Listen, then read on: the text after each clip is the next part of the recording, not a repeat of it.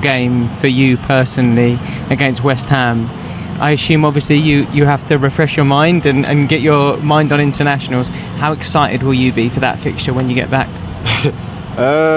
Yeah, it would be nice to go back there, but for me it's just another game in the Premier League, so it will be the same approach, same focus, just like every other game I play in the league. But I'm looking forward to seeing my old mates and my old teammates and stuff like that. You know, it'll be nice to see them again and share the pitch I was playing before. Guys, Mohammed Kudus is trending again, and it has to do with the London derbs, West Ham versus Tottenham Hotspur. And this game has Mohammed Kudus written all over it. The way West Ham fans are planning for Mohammed Kudus is even crazy. In fact, I was on YouTube watching a lot of analysis and preview concerning this game, and I saw one video where a West Ham fan had something to say about Mohammed Kudus. Guys, check this out. The news and what we need to do. And what we need to do is make sure that Mohammed Kudus does not score against us. We need to lock him up on the pitch and make sure he doesn't get an absolute sniff in this game. But I would love to smash them, Nick. So guys, you have heard from the fan. Let me know what you think about it down below in the comment. It is not going to be easy for Mohammed Kudus at all. I'm going to tell you exactly what the coach of Tottenham Hotspur, Thomas Frank, had to say about all this and many more. We're also going to talk about the game Ghana is going to play against England, a friendly game. I have all the details here and many more. So please make sure to like, subscribe, and also turn on notification. My name is Adam. You're watching SportsCornerGH. Quickly, let's jump into it and begin with Mohammed Kudus. With Ghana during the international break, he was superb. The game against Chad, he provided an assist leading to the goal Ghana scored, but that game ended in a 1-1 draw. The second game, he even played better. He played so well in that game, and Ghana won the game by 1-0. I was even happier seeing him arrive in London and training at the Hotspur way with the rest of the team. Kudus looks sharper. So for me, I was waiting for him to return to West Ham, to return to the London Stadium, play against his former club, only for me to see that the whole London derby has to do with Mohammed Kudus leaving West Ham to Tottenham Hotspur. Now note this, Mohammed Kudus becomes the first player to directly leave West Ham to Tottenham since January 2011. So this is something that has not happened for a very long period. And what the Tottenham fans did not like was the fact that in his promo video, he says that he only wanted Spurs. That got them annoyed, to the extent that they even made a banner of Kudus with snake around his neck. Guess what? Tomorrow, in that game, West Ham versus Tottenham Hotspur, that banner is going to be in the stadium. Yes, the Ultras are going to do that to Mohammed Kudus. They are planning to make sure that he does not even concentrate on the game. Every single time he's on the ball, he's going to get a lot of boos, a lot of cursing, a lot of insults here and there. Because let's not forget, Kudus takes set pieces for Tottenham Hotspur, takes long throws for Tottenham Hotspur. So most of the time, he's going to be on that line, closer to the fans. And I even feel sorry for Mohammed Kudus as at this point.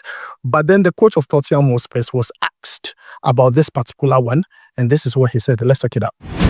Mohammed Kudus will return to the London Stadium for the first time, of course, since making that move from West Ham to Spurs. I asked him before the international break about this game, and he said, look, it's just another game for me.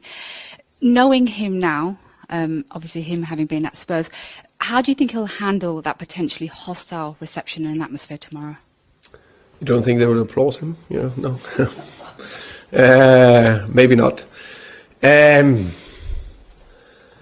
Of course, you can always. Let me put it this way. I'm pretty sure players, and myself included, sometimes you feel extra tension or extra noise. But then at a certain stage, you get into your zone, and then you don't really hear it. I'm pretty sure the same for Kudus tomorrow. I'm pretty sure the same for all players that are playing in hostile environments. The thing he should do is focus on his game. That's what he can correct. So guys, you have heard from the coach, and as I said, you don't expect Kudus to go to West Ham, the London Stadium, and receive applause. Do you know what they did to Declan Rice, who even won a trophy for them? What they did to Lampard?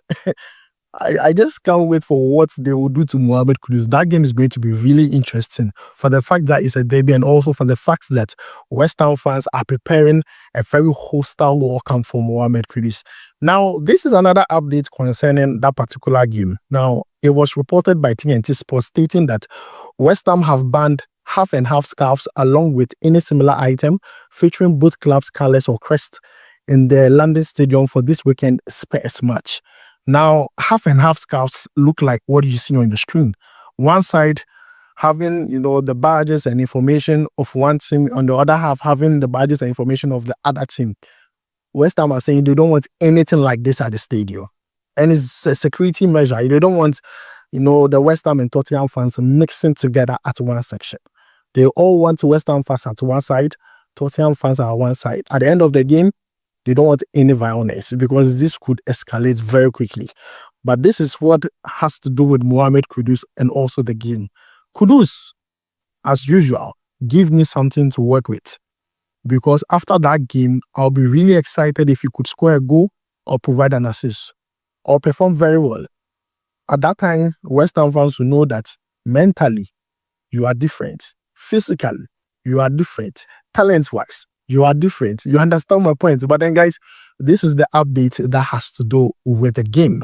West Ham versus Tottenham Hotspur, the London derby, and also why Mohammed Kudus is trending and why his name is written all over this particular game. West Ham fans are now calling him Mohammed Judas.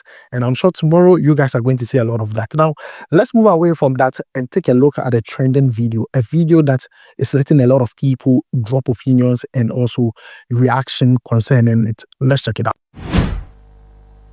Our team is playing bim bam boom when we are leading by just one goal. A game that bim bam boom, we are on top of the league by scoring one. We have 19 points. We should rather calm down. Oh, Charlie, I wish I was the coach for just 2 minutes. Oh, Charlie. When I stand and I do this and I say, oh, come on, everybody, calm down. Who bond dog? Don't calm down and say something. But, Coach, what about those who say that? Who are those? The national team is not like the club football. You don't have the luxury of time. You see, there are basics. There are basics in football. You don't need to be in the national team for 20 years to get your players to play the basic thing. Control and pass. At that level, it's now going to tell Guido Mensah how to control and pass. Or you're going to tell Jiku, under no pressure, control the ball and pass it to Thomas Partey so that we establish a rhythm and a tempo and a proper intensity to our game. You don't need to be you don't need to be with the boys for close to 2 months, 10 months to be able to teach them this basic. These are basic things. And for the fact that they've gone through the ranks and they are at the apex, the Black Stars is the apex of our game. And once they're at the apex of the game, you don't need to. What? You're dealing with pros. You're dealing with pros, with professional players. Didn't you see how Thomas Partey was complaining? Didn't you see how that Sibo was complaining?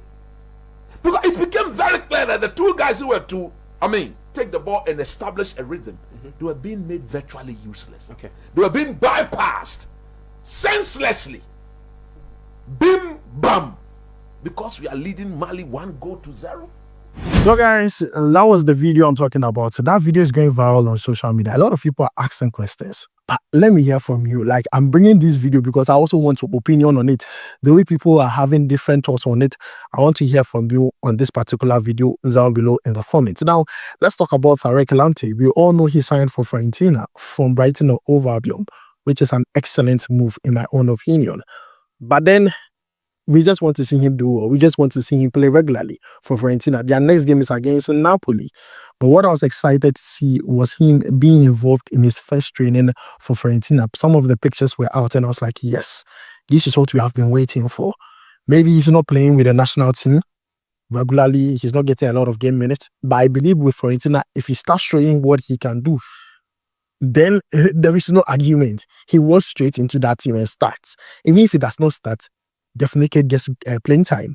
But then, guys, Tariq Lamptey training for the first time with Fiorentina, and I can't wait to see him make his debut with the club. So, guys, that is the latest update that has to do with Tariq Lamptey. Now, I want us to talk about Daniel Kofi. I know a lot of you have forgotten about him, but he's one player that is being loved by a lot of Ghanaians. Now, this is an update concerning Daniel Kofi, and this is coming from Listowel Mensah, and he says that Daniel Kofi is progressing in rehab from his long-term ACL injury since 2023 with a relapse. Recent updates show he's training on the grass and back in Freiburg's squad, expected to return late September. Though no firm timeline, fingers are crossed for his comeback. So guys, this is a fresh update that has to do with Daniel Kofi. Let's see, late September, let's see what happens. We're already in September, so I'm very optimistic. I want to see him return. I want to see him play competitive football. I want to see him in the national team, because if he's fit, I swear, like Ghana here, the whole country, everybody will be wanting to see him in the national team. He's one player that is injured there, but everybody's just waiting for his return. Daniel Kofi, this is a very good one concerning the player. Now, let's move away from that and talk about the game Ghana is going to play against England. And this has to do with the Black Queens, Ghana's women national team versus the Lioness of England. Now, this game will be played on the 2nd of December at the St. Mary's Stadium, Southampton. And this game on the 2nd of December is to prepare Ghana for their WAFCON. They won bronze in the just ended one. They are preparing for the next one. And also for England, it is their welcome, friendly series. They are going to play with other countries too. And you can see the other countries they are playing against. Ghana is part of the 4 countries they are playing against. So guys, this is the update for the Ghana versus England game. I'm going to go through the dates once more. 2nd December 2025. It would be played at the St. Mary's Stadium, Southampton. But I'm sure the time for this game would actually be determined as time goes on. But then, guys, this is the latest update concerning the friendly game Ghana is going to play against England. And lastly, I want us to talk about Mali. Do you know Mali has the intention of reporting Ghana and also the referees to FIFA because they believe the goal that was scored by Alexander Djoukou was not right. It shouldn't have stood. They feel like the officiating in the game was bad, and they have the intention of writing an appeal to FIFA to make sure that things are done correctly. I don't know what they intend to do. Do you want the game to be replayed or get all 3 points? Like, I don't know what they are expecting from FIFA on this one. But it is funny. At the same time, it is something that I have to bring to you. But the reason why I'm saying it's funny is because the last time we went to the World Cup, South Africa said same thing about Ghana. And this time around, we are almost nearing the World Cup, and Mali is saying the same thing about us again. I mean, guys, let me know your thoughts about it. Mali, with the view that the refereeing in that game did not go well, it went in the favor of Ghana. The goal Ghana scored was initial and far happened. I mean, a whole lot. And I think Mali should, take the losses and focus on the rest of the 2 games and see if they can be part of the second best placed teams. They should forget about the top. Ghana needs 4 points to qualify to the World Cup. As simple as that. But then, guys, this is the update I have for you live here. Don't forget to like, subscribe, and also turn on notification. I'll make sure to see you in the next one. Charlie, we provide.